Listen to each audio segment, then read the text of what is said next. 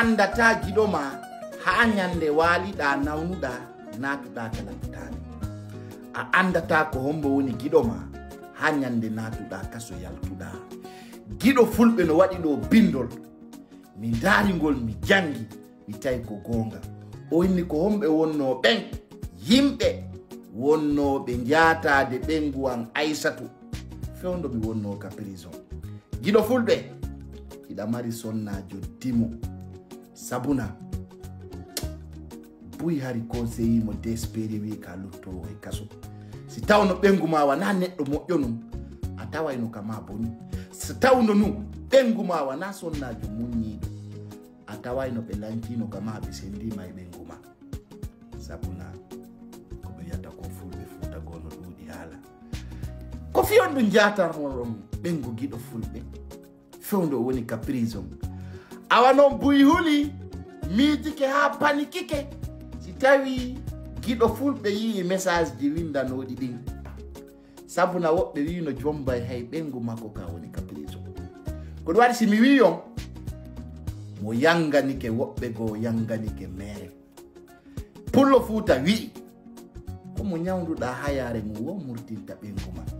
Giɗo fulɓe ko wonno kanka prison sabu woɓɓe ari ko luttutum. Ka wonno ka prison woɓɓe falano ka o yalta sabuna ko ɓengu makko wonno ko ɓe faala. Awa tagaɗon mo duwa wattandila e kala ko o waɗata.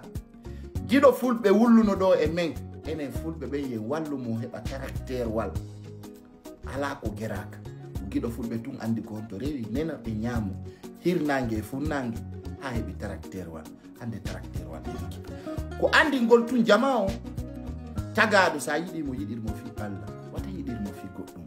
Acca ha jati gijo ma siɗɗo pullo ɗimmoma naɓe kaso daronoɗa ɓengu makko. Min mi huli wallay kam mi o waɗi o poste mi andi le ko gonga. Allah wallu on noon hara giɗo fulɓe ƴettali téléphone ɓengu mum on ndaari konko windayno ɗon ɗon he dugulaji e taraga ɓengu goɗɗo imo e prison wiya noon fi makko no animma wiya fi makko no sonjuma. Ko ɗum waɗi si mi wiyon ko ñande nawnuɗa waluɗa ha natuɗa e labutane yaltuɗa andata kombo woni giɗo e gaño. Ko tuma natuɗa kaso ha yaltuɗa andata kombo woni giɗo ma kombo woni gaño ma. Min on ittiɗo yeeso ittiɗo naɓi yeeso mi anday ko ɗum mi wolata mi anday ko ɗum mi yata mi anday ko ɗum mi waɗata. Min goɗɗo naɓa Allah hande kadi e lawol mum ko lawol am mi wonata. Ko ɗum jama on na singinaniɗo ma woni giɗo ma na mo yiɗa no jalanama yiɗuma na mo yiɗa no singinana ma woni giɗo ma.